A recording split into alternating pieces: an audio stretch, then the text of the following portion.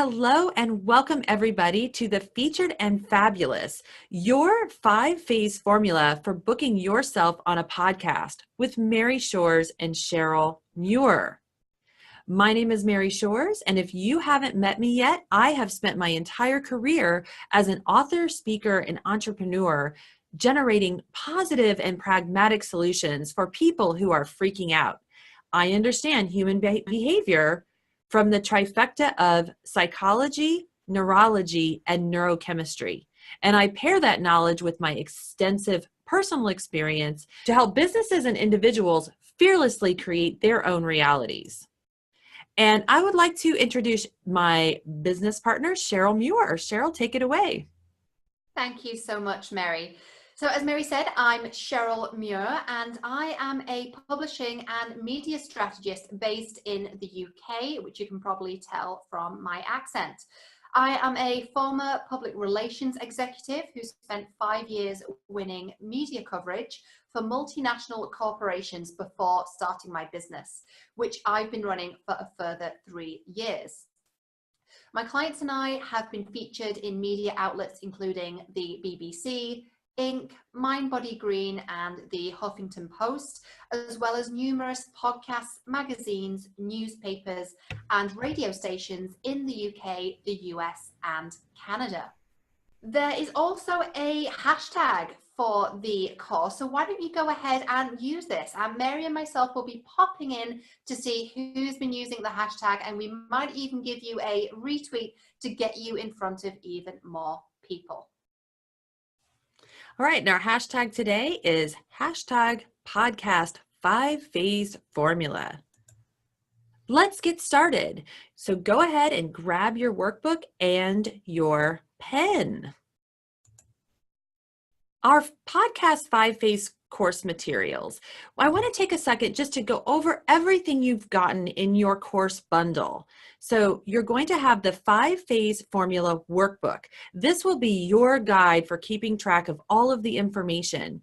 You also have a media one-sheet template. So this is so that you can make your one sheet and you sort of have a guide of how to create your one sheet. You're going to receive a post-show checklist, which is actually a document that I created exclusive for me, but we're sharing it with you because it helps you keep organized after the show. Also, your pitch note template, which is something Cheryl created to help you create your pitch note. You also have the 3 essential steps to creating your media kit, which is going to be super helpful. You also have 3 exclusive bonuses. The first is an exclusive interview with talent agent Kelly Glover from the Talent Squad. Now, Kelly has not only taped a fabulous interview with me, but she's also created a free bonus for you as well, which will be in the link to the interview. We're going to have an exclusive interview with Daniel Geffen from Geffen Media Group. Daniel is a powerhouse when it comes to all things podcasting, and you will enjoy his take on podcasting so much. The last bonus, but not least, because this is certainly a huge one, is you have an opportunity to pitch a podcast. So Anthropologie Podcast has decided that anyone who takes this course gets to send her a pitch. And of course, if you have not already, please join the Aspiring Authors exclusive Facebook group. This is an exclusive community of people who are taking courses from Cheryl and I. So are you ready to be featured and fabulous? Why am I so obsessed with podcasts? Podcasts will exponentially increase your reach. If you think of your audience as if you're in a football stadium, you're really trying to fill your stadium full of people, and you can reach so many more people when you're on a podcast versus just posting on social media. You will build connections and grow your network. You're going to strengthen your speaking skills. One of the things that I noticed since I've started going on podcast in the last year is the amount of time it takes me to prepare for a public speech is significantly less. And the reason is because when I'm on a podcast almost every day, and sometimes multiple podcasts in a day, I get really good at saying the same thing over and over and over again, which as a former Toastmaster, I can tell you is invaluable experience. You're also going to be creating tons of content that you can use in a variety of ways, because each host is going to listen to your message differently and they're going to have different questions. Why are podcasts so important? They are going to help you build a stronger relationship with your audience. You know, what I mean by that is when someone hears you on a podcast, they hear your voice. If it's a video, they see your body language. They get to know you so much more than if they had just read your material, or if they just read a post or heard about you through online media. So them hearing your voice, hearing your message in person makes them feel like they know you as if you're their friend. This will establish massive credibility. You want to be seen as an expert in your field, and being able to be on a podcast is instant street cred. Podcasts have higher conversion rates. What I mean is that when someone hears you on a podcast, they're more likely to be converted into a true fan or follower. They will fill that audience or that stadium for you. You're also going to connect with influencers in your industry. Some of the connections that I've made because of being on a podcast have been the moments that have created my ability to have a bestseller, but also created more and more opportunity. It is exponential growth. What are some benefits of podcasts? Well, you're going to expose yourself to people you would never normally reach. So for example, I've been on podcasts in London, in Ireland, in Australia, all over the world. I have been on a show that connects me with audiences that I would never be able to reach. Listeners will want to know more about you and they will seek you out. So if you have an exclusive Facebook group like I have, Fearless Ambition, they will actually go find your group and join your community. You're also going to be able to use the logos from the shows that you've been on your website or other social media. So for example, I've been on Chicken Soup for the Soul, and I can use that logo to promote as seen on Chicken Soup for the Soul. Podcasts help with your SEO because the show host will put your website on that episode, which means more people will drive back to your website. Here is your 5-phase formula for booking yourself on podcasts. I want to give you a big picture breakdown of the course today. In phase 1, we're going to be talking about the list. In phase 2, we're going to go over your interview topics. Phase 3 is all about creating your media pitch note. Phase 4 is making your media one sheet. Phase 5 is the launch. So don't worry, all of these phases are going to be broke down into simple steps. So you'll be able to go through step by step and build your podcast formula. All right, let's start with phase 1, the list. The lists are a collection of shows that you would like to appear on, organized in a trackable system to enable you to prioritize, pitch, and follow up with the hosts. I'll give you my personal pro tip, which is starting off with a foundation of organization will save you time and headache down the line. Let me tell you a story. So when I very first started going on podcasts, which was actually in early 2017, so some of my first shows were in January and February of 2017. My former assistant did not have a tracking system, and when she resigned from her position, we had a mess. We had to search through emails to find what shows we had been on. We didn't know who we had pitched but not heard back from. And it took us hours and hours to figure this out. And we never actually knew the real data. So if you start off with a foundation of organization, you're going to be a million miles ahead of where I was at when I first started. And one of the biggest problems was that I didn't have a list of shows that I had been on because we didn't have it in a trackable format. I want you to create 2 different lists. One we're going to refer to as the easy list, and the other one is the dream list. So the easy list is comprised of shows that you are more likely to book, and the dream list is more of a long-term building goal. It's important to create the dream list now, even though you're not necessarily intending to pitch those shows, because it's a reference point for you to know where you are going. Let's talk about the easy list. The first thing I want you to understand for the easy list is I want you to search for shows that are in alignment with your message and specifically target newer shows that have less than 50 episodes, shows that people similar to you have been on. They've published a show in the last month, and that's because you don't want, if they're not doing the show anymore, you don't want to waste your time. So you want to make sure that they've published a recent show. And is this the type of podcast that routinely features guests? Some shows are actually monologues where it's just the host talking to their audience. Now, there's some specific networks that I want you to check out. The first that is amazing and where I got my start at is Blog Talk Radio. You also have Transformational Talk Radio, Voice America, and the Dream Vision 7 radio network. Now, there's a lot more networks out there that you can research, but these are the 4 that I really got started with and had a ton of luck with. Podcast networks are amazing because they're a huge directory of different shows all in one place. So it's very easy to book multiple shows in one place. And you can also use a Google search to say podcast on your particular topic. So let's say that you are a health coach. You can say podcast on health coaching. There's even podcasts are so niche. You could put podcasts on beginner triathlons.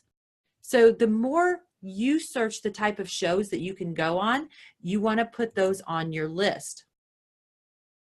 I just want to say one additional thing about the networks is that when you are working with a network, they're really likely to pass your name around amongst each other because the show hosts likely know each other. So starting with these networks is a great way to start going on shows really fast and booking a whole bunch of them. So let's talk about the dream list. So the first step of the dream list is make a list of 3 to 5 superstars in your genre. Think of this as the people who you would love to follow in their footsteps. Step 2 is Google their name and podcast and make a list of the results. So for example, if you're an aspiring author and you have a nonfiction book, if you Google Mary Shores plus podcasts, you're going to come up with page after page of shows that I've been on. And you can simply make a list of those shows. And if you feel like my content is in alignment with your content, you can pitch those shows. The next part of this, which is very important, is you want to go to their website for the actual show, and I want you to pay attention to some keywords and details on their website. You're going to use that later because when you send that pitch note to them, you want to make a note of what is similar about you to them. Add to this list any shows you're already aware of and you would love to be on. So for example, let me share with you some of my initial dream list shows, which are my number 1, Impact Theory. Impact Theory has been my favorite show for the longest time. I'm absolutely in love with the host, Tom Bilyeu. I love his content. I love all of his guests. When he has a guest on, I'm so likely to go out and buy their books. EO Fire is another one. EO Fire, which stands for Entrepreneurs on Fire with John Lee Dumas, is one of the top rated podcasts right now. There's a lesser known show that I really loved that made it to my dream list called Create Your Life by Ryan Slate. I just love his show, and the guests that he has on really resonate with me. So I wanted to get on his show. And then finally, Lewis Howes. Lewis Howes has a podcast. I believe it's also a #1 rated show called The School of Greatness. So let me tell you what's going on with my dream list right now. Some of you may know I've already been on EO Fire, and I've also been on Create Your Life. But impact theory, that's my #1. I mean, it's almost Oprah level for me. And it's taken me a long time, but I finally have my foot in the door to impact theory, which all started because of another podcast that I went on. So I was able to ask for a referral to someone associated with impact theory. I've had my initial staging call or interview call, and the producer is going to pitch me to the booker. So when you start looking at these dream shows, it's not just as simple as sending an email pitch. You may need to find a contact on the inside, or you may need to have a larger platform for them to take you seriously. But as you can see, I've already been on 2 of the shows from my dream list, and I've got my foot in the door with a 3rd. And once I'm on impact theory, it'll be way easier to get on Lewis Howes. I want you to create a spreadsheet to help you streamline and organize your process. And the things that you should include on your spreadsheet are the date of the application or the date of the email that you sent. I want you to make note of the show format, which means, is it an audio only? Is it a video show? Or is it an online summit?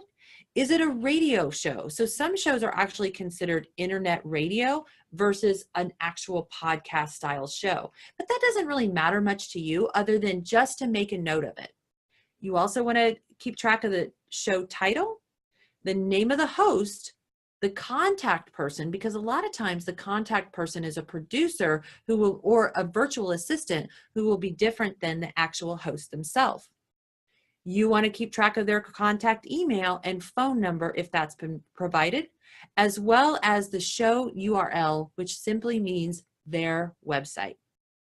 Also, those keywords, you want to create a list of the topics and the keywords in a notes section on your spreadsheet. My insider tip is that on my list, I write keywords from the show's website that align specifically to my message, and then I use that later in my pitch. So you might be thinking, how long should this list be? I want you to start off with a list of 60 shows on the easy list. You can add about 10 shows to the dream list, and you'll want to add to both of these lists as you go. Now, for your pro tip, you can use page 3 in your workbook as a template to create your very own spreadsheet. Right now, I'm going to hand it back over to Cheryl Muir to go over your interview topics. Phase 2, interview topics. What is the deal with interview topics? All this is going to be a list of subjects you are qualified to speak to. And your interview topics are going to combine 2 elements. 1, your area of expertise, that's what you know. And 2, topics which are useful and helpful to the audience. In other words, what the podcast host wants and is looking for in a future guest. Why is it important to go through this process? Podcast hosts are really, really busy, and often they are fellow entrepreneurs. The most prominent podcast hosts receive hundreds of pitches. And so you need to ensure that your pitch stands out for the right reasons. And by giving them a list of interview topics, you make it really easy and clear for the host to see what you offer them and their audience. What you do is you automatically create a process in the mind of the host. They see what your interview topics are, and they start thinking of questions they would ask about this topic. This really makes it more real for them, and this makes the yes so much easier. So how do you do this? There are 3 steps. Step number 1, brainstorm all of the topics where you have expertise and which also relate to your book or your business. In other words, the very reason you want the podcast interview in the first place. Step number 2, What you're going to do now is look back at this list of topics. So in step one, you're not editing at all. You're literally just brainstorming all of your ideas. And step two is when you look back at this list of topics and then choose those 5 interview topics that you want to move forward with. My tip for you here, as Mary said, she's been on about 120 podcasts at this point and counting. So when you are giving regular podcast interviews, you are going to be talking about these topics over and over. So you need to choose a topic that you could talk about forever and never get bored. Choose those. And third and finally, your step 3 is to rewrite those 5 interview topics as if they were a headline. This is why this is so important. It grabs the attention of the podcast host when you pitch them, just as it would grab the attention of a podcast listener when they saw the episode in iTunes. My tip for you here is to use your workbook, which is going to help you with this process. Phase 3, your media pitch note. What is a media pitch note? Does it sound complicated? Don't worry, it's okay. It's just an email. And also you have my pitch note guide as included with your course materials. So be sure to use that. It's a 4-page PDF and it goes through this process in lots and lots of detail. A pitch note is a media and PR term for an email that you send to a media outlet, or in this case, the host of a podcast. It follows a set of conventions which makes it really clear to the person who receives your email who you are, what you do, and why your knowledge is valuable and worthy of an interview. So I mentioned conventions. Again, that might sound really complicated, but it really isn't. A pitch note is made up of just 3 paragraphs, and they're all quite concise and very intentional in their creation. Paragraph 1 is who I am and why I matter. So you're establishing your expert status. Paragraph 2, what I can offer you and why it matters to your podcast and your listeners. And finally, paragraph 3, how you can contact me for an interview.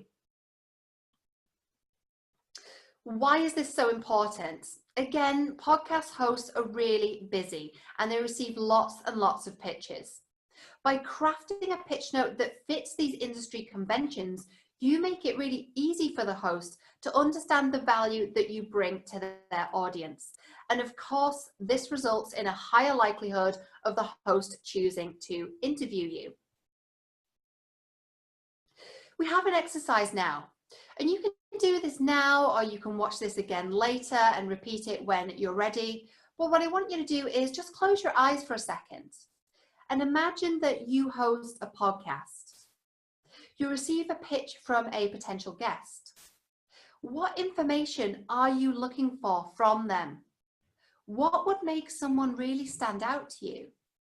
And what would make you say yes to interviewing them? And my tip for you here is to use this fresh new perspective to help you craft your pitch note. So how do we do it? I'm now going to take you through each of those 3 paragraphs and give you an example of what they would look like. So to create your intro paragraph, paragraph 1, write down your area of expertise. What would it be if it was a job title? Next, brainstorm what makes you an expert.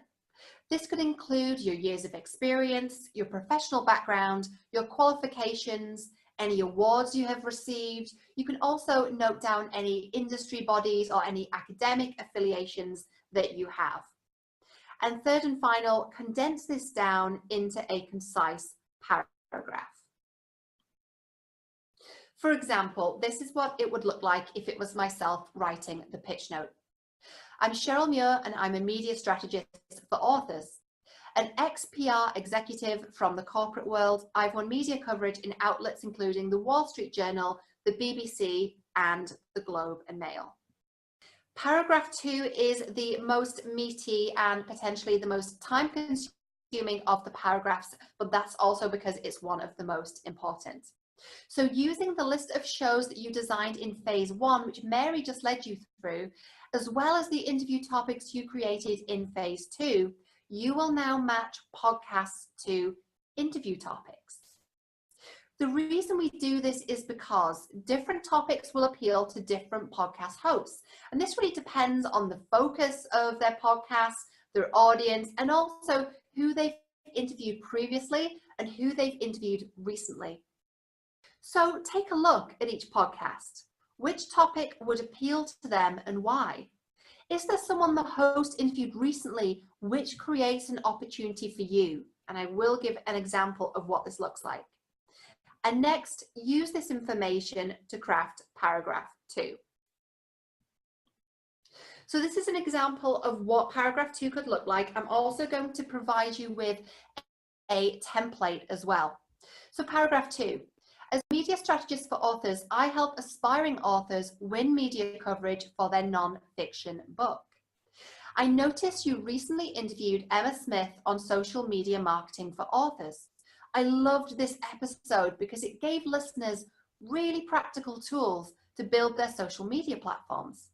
I would love to take this one step further and give your listeners steps on how to win guest blogging spots and podcast interviews once they have built their social media platforms.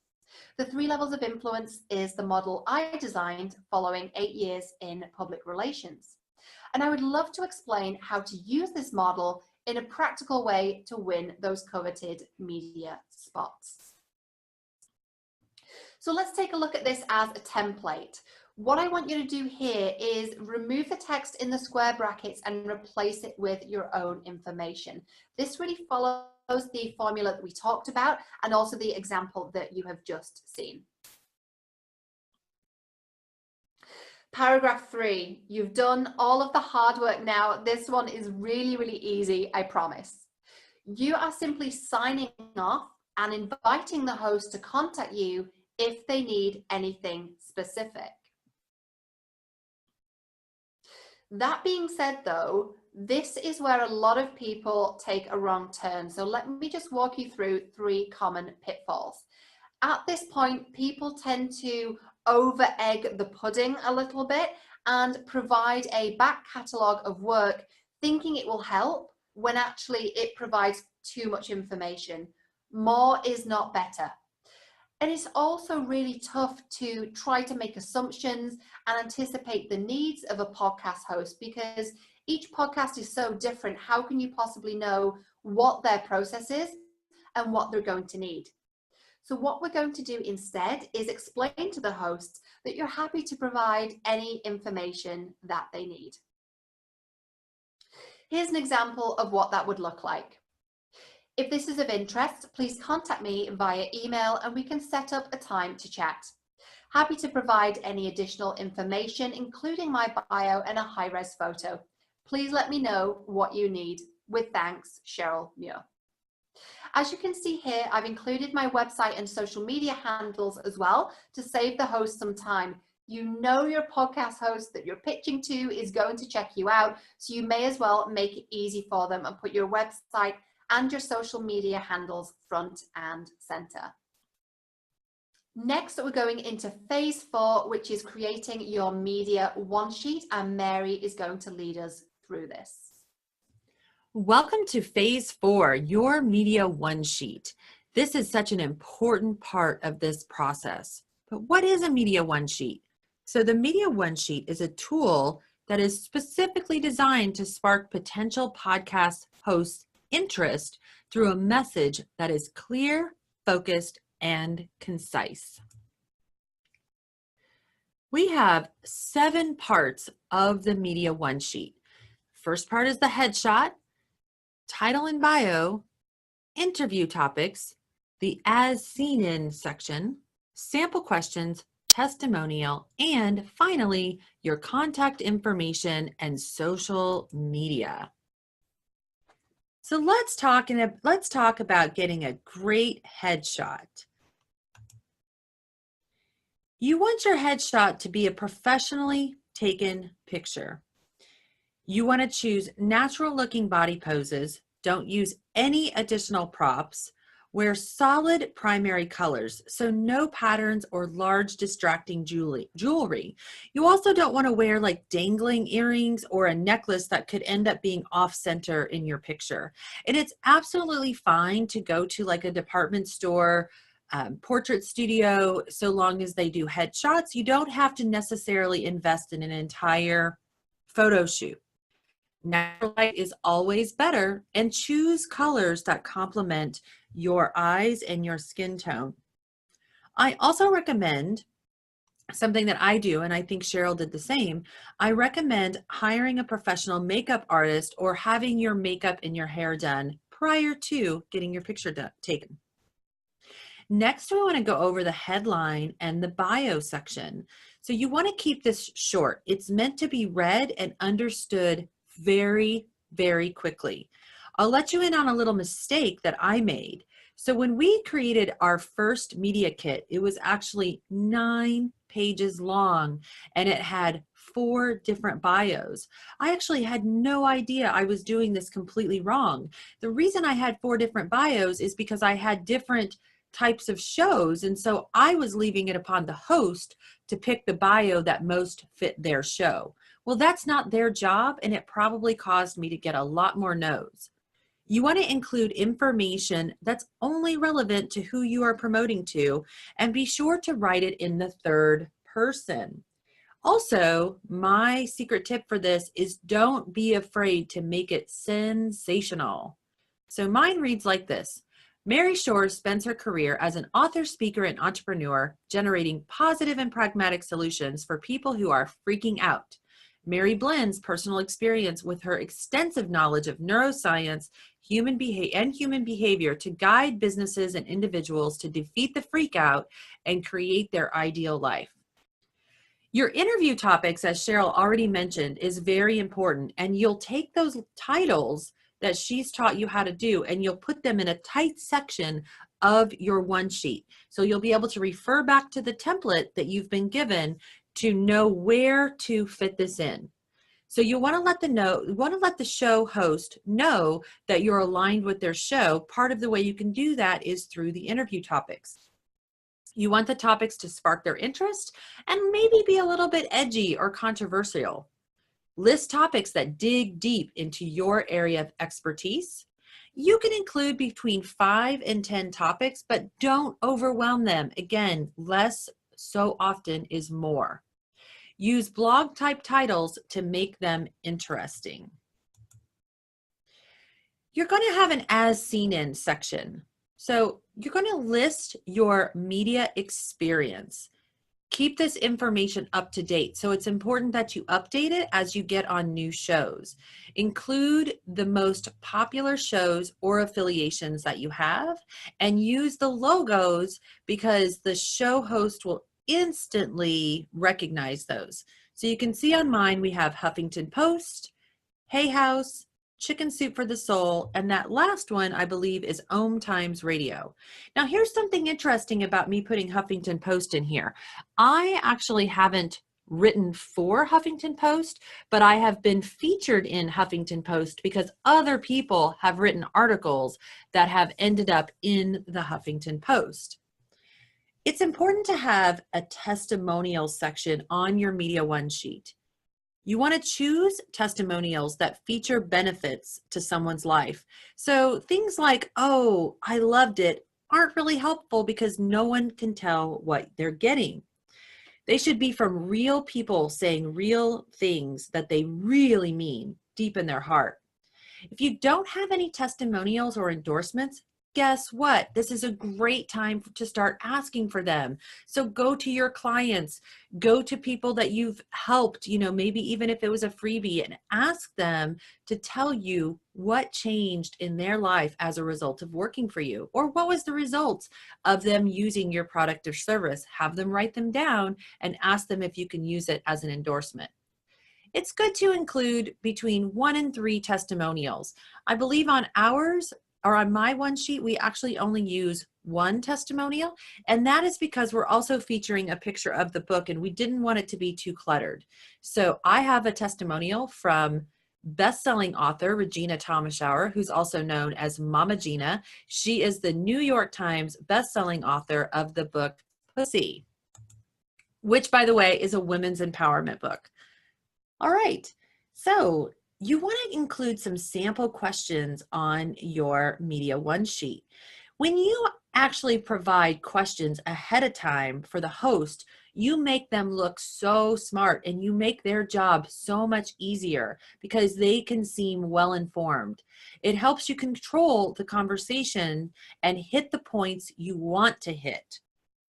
Also, it helps you share ideas, but not your products or services. You know, one of the things that was really important for me as I started going on podcasts is I wanted to be the best guest that I could possibly be, which a lot of times means you're not sitting there redundantly selling your products. This is a podcast, not an infomercial. You want to use questions that will lead to answers about what people can learn or enjoy. Here's some samples of my interview questions.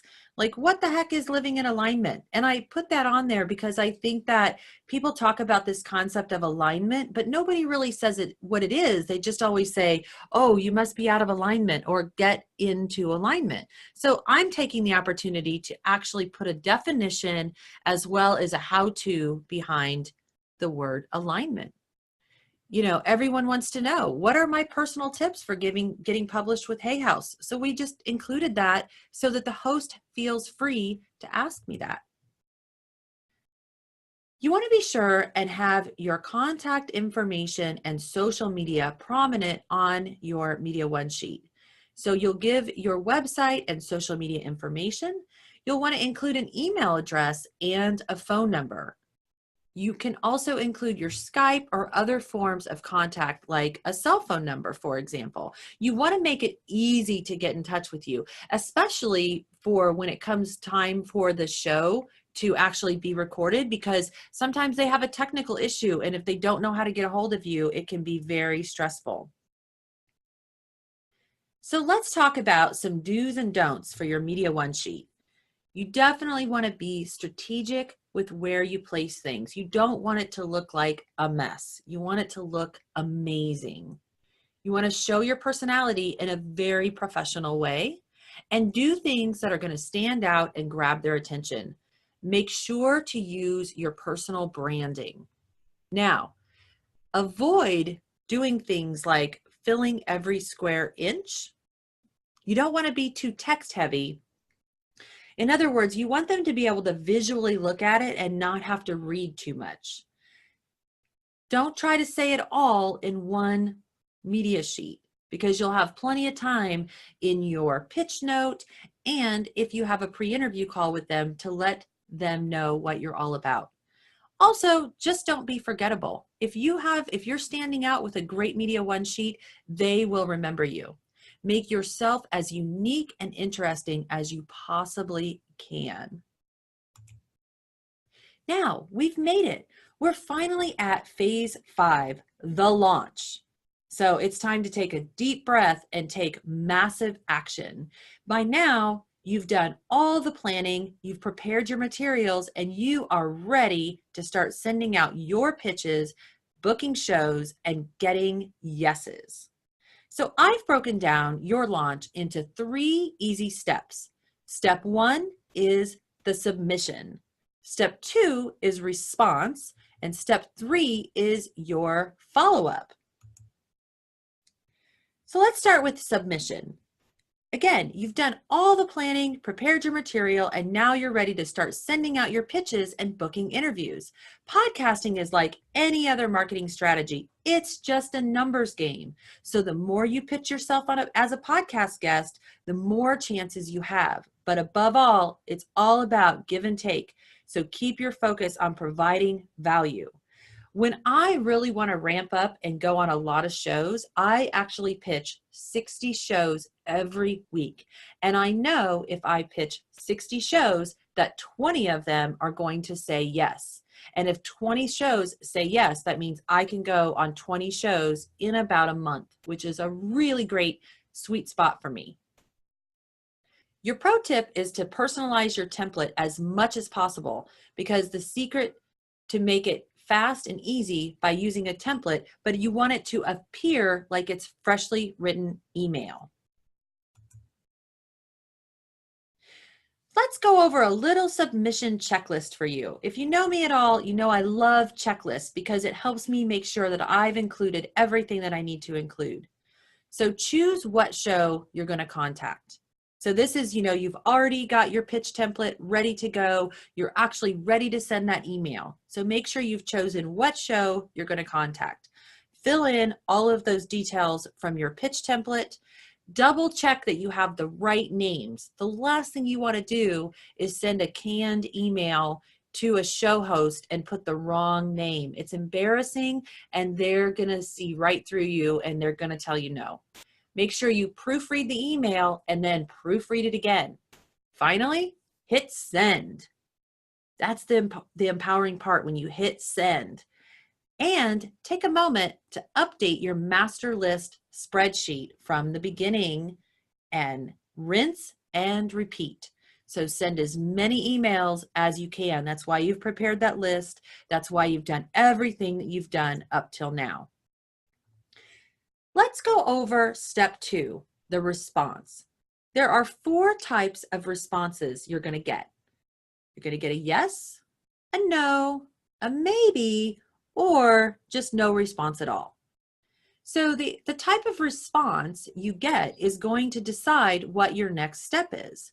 So if you get a yes, after you take a moment to celebrate, jump up and down, post in the aspiring authors group that you're going on a show, your next step is to actually schedule the interview. So don't wait. Like, if they tell you yes, you should respond right away and not wait 2 weeks to follow up with them, because they'll most likely forget about you in that time. So follow up right away and get it on your calendar.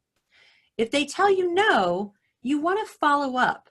So most shows are going to tell you no. Okay, so just get used to it. It's not a rejection. It's just that for whatever reason, they're not ready to book you right now. Sometimes they'll actually give you a reason, which is great. A common reason they might tell you no up front is because they require a following of 5,000 people or more. So you'll actually want to go back to your list spreadsheet and make a note of that, because when you hit that criteria to get up to that 5,000 followers, you can actually repitch that show.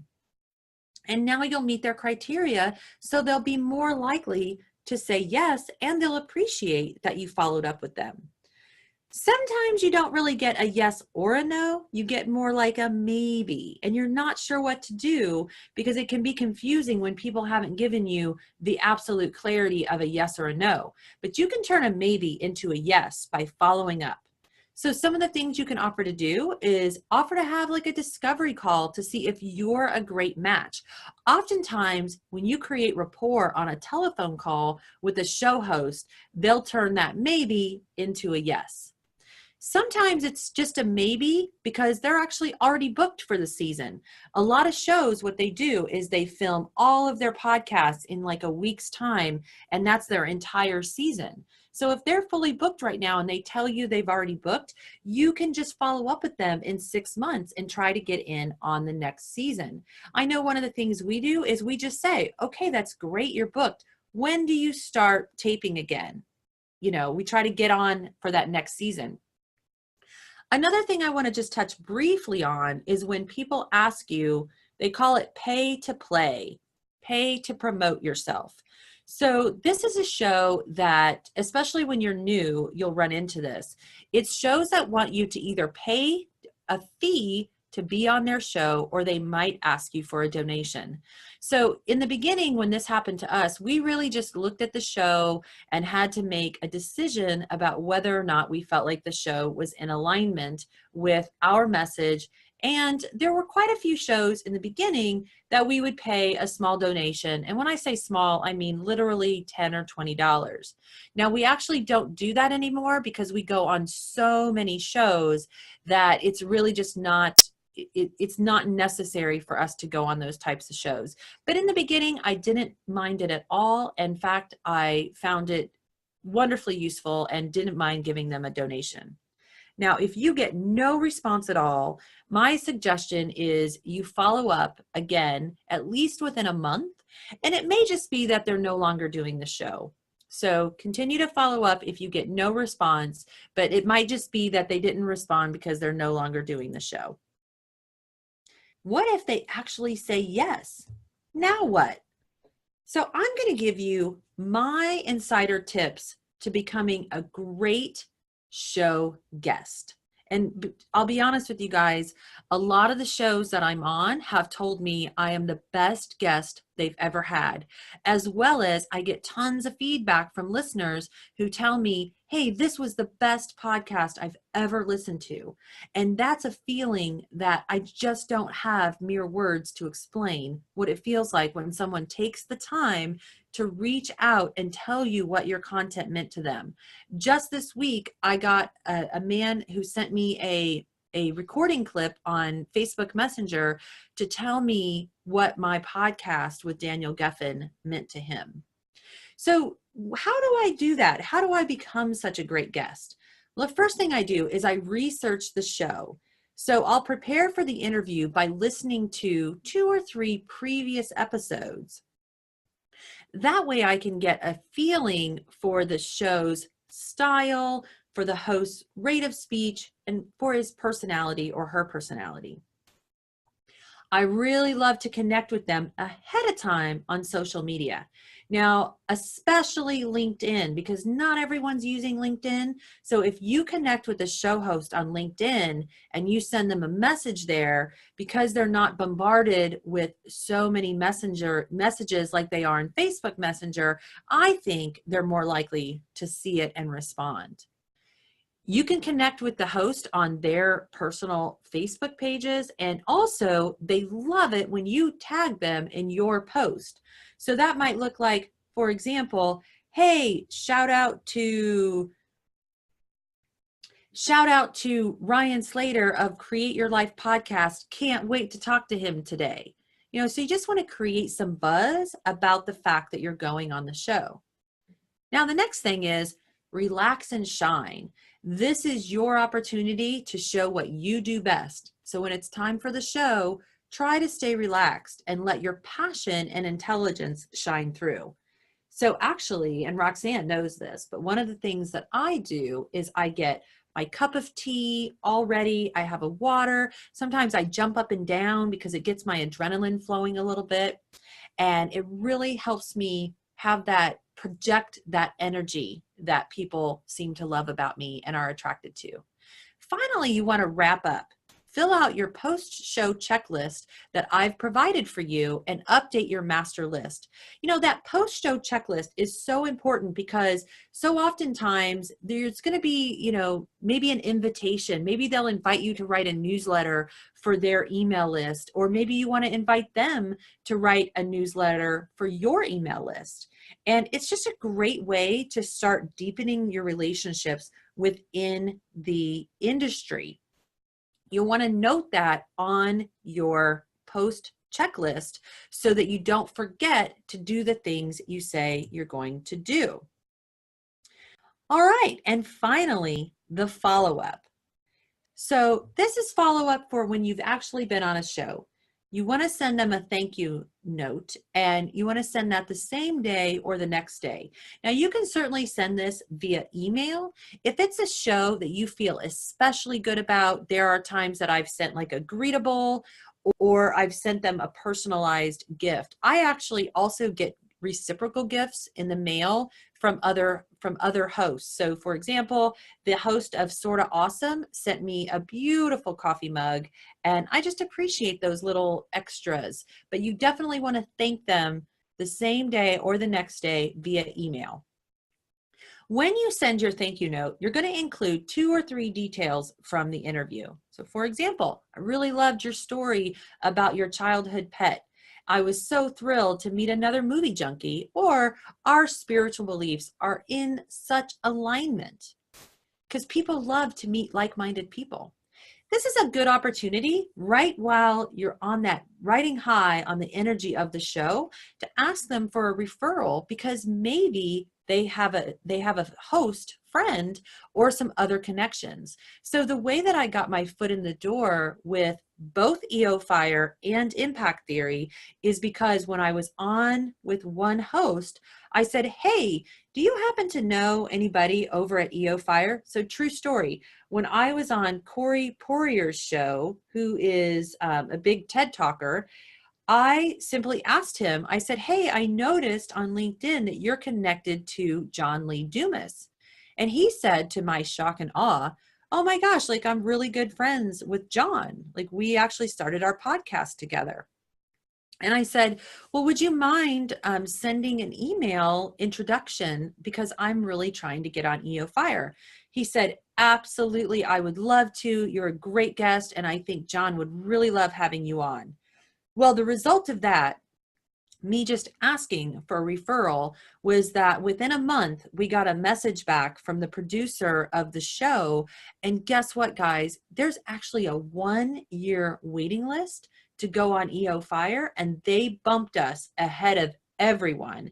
And they recorded our show within a month. It was incredible. So my wait time literally would have been 1 year.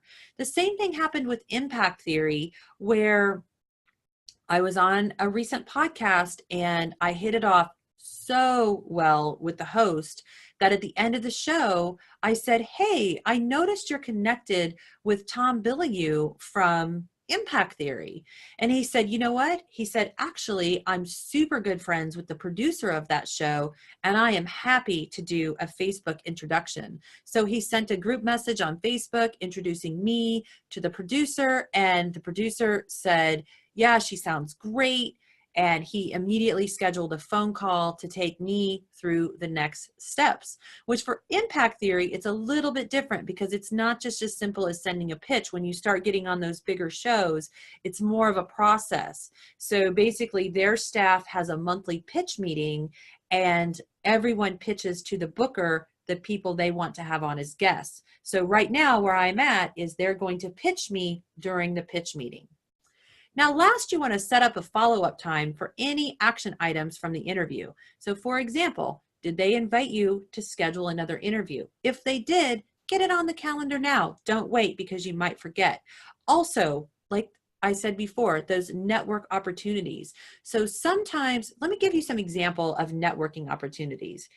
If I hit it off with a show, and I mean really hit it off with the host, and I just felt this fabulous vibe between the two of us, I will invite them to either write a newsletter for my email list, which, hey, helps me out because then that's less content I have to make, or I invite them to go on a Facebook Live with me. So in case you haven't noticed, Facebook Lives are all the rage. And from what I understand, Facebook is really favoring video over just text content. So it's a little bit easier and more fun when you do a Facebook Live with another human being other than just like talking yourself. So you might know, but I have a series on my page, and I do sometimes weekly or bi-weekly interviews with people. It's not really a podcast, but it's just my way of getting more great content, and also my way of giving back, because I can share the message of that show host and they love it. Created a little visual for you here so that you can see the actual flow of the process. So we start off at the top with the submission. When we get the response, it's either a yes, in which case you're going to schedule the interview and then do your follow-up, or you get the response, it's a no, a maybe, or no response at all, in which case you're going to follow your follow-up formula. Now, we've come to my final thoughts. I want to talk a little bit about implementation, because organization is going to be your savior here. You don't want to start this process without being extremely organized. And you know, we've given you a lot of stuff to help you start that organizational process. All you have to do is use the items in your course bundle as well as your workbook to set up your foundation. So start your spreadsheet. We're going to talk about the spreadsheet first, the master list spreadsheet, the easy list and the dream list. Start it small, but as you think of things to add, just add columns to your spreadsheet as needed. So you can add things like, when did you follow up? When did you respond? When are you going to follow up again? So I know that one of the tips that we are using is we have a formula in our spreadsheet that automatically puts a follow-up date for us. So we already have it on our task list. We can check that spreadsheet and we know all the shows we need to follow up with on any given day. I've actually created an overall rating system. So when I go on a show, I immediately rate it between 1 and 10, with 10 being the highest. And the reason I do that is because it helps me filter out when I'm looking for content that I want to share on my social media. You know, if the show was bad, and believe me, guys, you're going to go on some horrible shows and it's okay because it's only going to make you better. But 6 months from now, you're not going to remember which shows were good and which shows were bad. So I just give myself a little rating. I actually give myself a rating for how well I performed between 1 and 10. I give the host a rating between 1 and 10 because, believe it or not, guys, there are some hosts that I have just found to be unbelievable because they were either rude or they didn't know what they were talking about, or for whatever reason, I just didn't resonate. So I make sure and rate those below a 7 because that means I never want this content to be shared. So they'll share it on their platform, but I don't have to. I get to decide what shows I promote. Now, you also want to make note of the show date because especially on the network shows like Blog Talk, those will be live, but the pre-recorded shows will have an air date, which means you won't have access to the show until the show goes live. And also, you'll have a section on there to make note of any show notes. I like to note what I talked about on the show because then if I'm writing a blog or I'm writing a speech, I can go back to that show and maybe transcribe it to help me write that particular blog. Just helps you keep track of what you talked about. I'm going to give you some recommendations. I want you to start off spending 2 to 4 hours a week on podcasts. I know that might sound overwhelming. You're going to add to your list, pitch new shows, respond, and follow up. I'm going to start you off pitching about 30 shows a week. Now you can scale this to any amount as needed, but in 2 to 4 hours, you should be able to pitch 30 shows. That means you're going to send 30 emails out to 30 different shows. You can expect about a 10% response. If you get over 10%, believe me, that's above industry standard, which means you're doing something right. My personal belief is that just by using this 5-phase formula, you will be over 10%. And the reason I know that is because we are currently at over 30% yes rate. And we were not in the beginning. So it was the things and the tweaks that we did to make our process better that increased our yeses. You want to have a really great calendar or planner because the last thing you want to do is miss a show. You'll find out when you listen to my interview with Kelly Glover that the #1 mistake a guest can make is missing an appearance, because a lot of times the host has to pay. You know, if they're using some sort of online system, they have to pay for that space. They have to pay for the recording. A lot of times they're paying a VA to get everything set up for them. And you're really wasting your time if you're a no-show. So you don't want to do that. And you can avoid that simply by just having a great calendar system. Next, I want you to choose a really great location for your recording. You want somewhere that it's quiet. You know, you can have some padded sound panels, or some people just put blankets up. I know a lot of people actually record podcasts in their closet because this clothing is a great sound buffer. So you don't want extra noise. If it is a video interview, which some interviews will be on camera, it's good if you have good lighting. I know the Diva Light is very popular, and it's a simple way to have great lighting. The camera that I use actually has its own ring light built into the camera, so I don't even have to use my Diva Light anymore. And last, you want to make sure your sound quality is there. This is the most important thing. I'm currently using the Blue Yeti microphone and I absolutely love it. Now you can go as simple as, if you have a Logitech camera, there'll be a built-in microphone on your Logitech, which is just a lot better than your laptop, your computer, or your iPad's microphone. Or if you have those earbuds, a lot of times the earbuds will have a built-in microphone. So you just want to have some kind of microphone other than what comes with your PC or your device. You can, a lot of shows, especially on Blog Talk, will be call-in shows, which means they will give you a phone number that you call in. So if it's on a telephone, the most important thing is to use a landline and not a cell phone. Because if you use a cell phone, it can be really unpredictable. So if it's a phone, you'll use a landline, but if it's an internet show, which most of them are, you'll want to just make sure and have some type of upgraded microphone. Also, don't forget to network with the hosts on all available social media platforms. So, you can ask them, do you have an Instagram, Twitter, LinkedIn, Facebook, Snapchat? Whatever your favorite social media platforms are, you want to seek them out and form even deeper relationships with them on social media. All right, it's time to say goodbye. We hope you will join us in the Aspiring Authors Facebook group so you can keep us updated on all your featured and fabulous progress.